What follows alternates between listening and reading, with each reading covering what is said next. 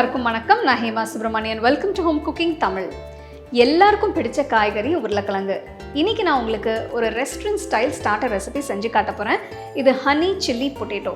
இது நல்ல ஸ்வீட்டாகவும் காரமாகவும் இருக்கும். ரொம்ப அருமையாக டேஸ்டியாக ரொம்ப ஃப்ளேவர்ஃபுல்லாக இருக்கும். ஸோ வாங்க இந்த ஹனி சில்லி பொட்டேட்டோ எப்படி செய்யறதுன்னு பார்க்கலாம்.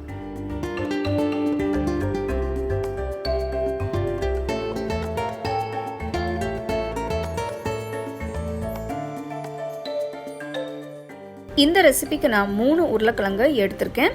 கிழங்க பாதியை கட் பண்ணி இந்த மாதிரி நீல வாக்கில் கட் பண்ணுங்க.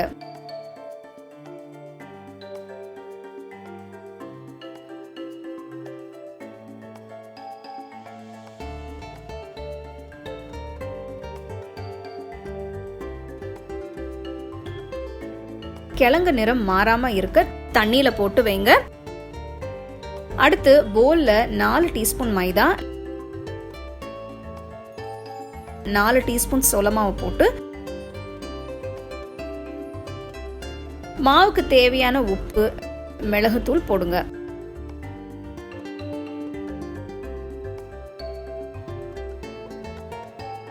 இதுல கொஞ்சம் கொஞ்சமா தண்ணி ஊத்தி கரைங்க. இந்த மாவு கலவை ரொம்ப கெட்டியாவும் இருக்கக்கூடாது, ரொம்ப தண்ணியாவும் இருக்கக்கூடாது. இது சரியான கன்சிஸ்டன்சில இருந்தாதான் கிழங்கு நல்லா கோட்டாகும். கிழங்க தண்ணியிலேருந்து எடுத்து எக்ஸஸ் தண்ணியை டிஷ்யூ பேப்பரில் இல்லைன்னா டவல்லையோ வச்சு தொடச்சி விட்டுருங்க. கிழங்க மாவு கலவையில் முக்கி சூடான எண்ணெயில் போட்டு பொரிங்க.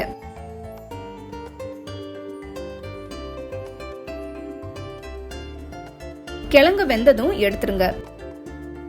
கடாயில் 2 டீஸ்பூன் எண்ணெய் ஊற்றி 5 பல்லு பூண்டு பொடியா நறுக்குனது, 1 துண்டு இஞ்சி பொடியா நறுக்குனது, பாதி பச்சை குடமிளகாய் பொடியா நறுக்குனது போடுங்க. நீங்க சிவப்பு மஞ்சள் குடமிளகாயும் பயன்படுத்தலாம். ஒரு கட்டு நறுக்குன வெங்காயத்தாளோட வெங்காயம் போட்டு 2-3 நிமிஷம் வதக்குங்க.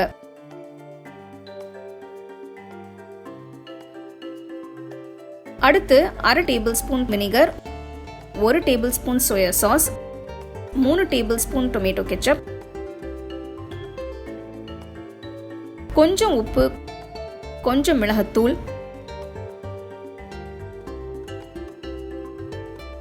1 டீஸ்பூன் சில்லி ஃப்ளேக்ஸ் போட்டு மிக்ஸ் பண்ணுங்க.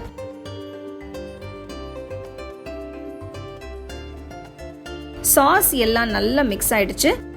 இதுல பொரிச்ச உருளைக்கிழங்கு போட்டு மிக்ஸ் பண்ணுங்க.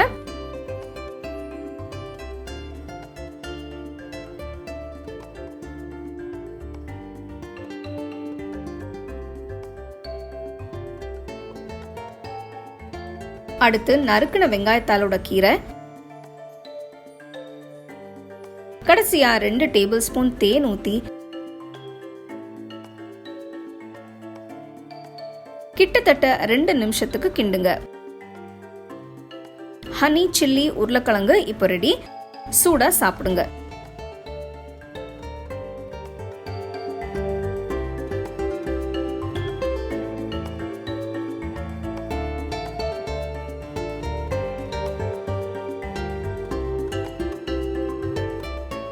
Sweet and spicy honey chilli potato எப்படி செய்யறதுன்னு பார்த்தீங்க. இந்த ரெசிபியில் உருளைக்கிழங்கு பொரிச்ச உடனே அந்த சாஸில் மிக்ஸ் பண்ண உடனே நீங்கள் சர்வ் பண்ணுங்கள். அப்போ தான் நல்லா க்ரன்ச்சியாக டேஸ்டியாக இருக்கும். இது ஒரு நல்ல ஸ்டார்டர் ஸ்நாக் ரெசிபி. இது நீங்கள் சைட் டிஷ்ஷாகவும் சர்வ் பண்ணலாம். கண்டிப்பாக இந்த ரெசிபி நீங்கள் ட்ரை பண்ணி எப்படி இருந்தது எனக்கு சொல்லுங்கள்.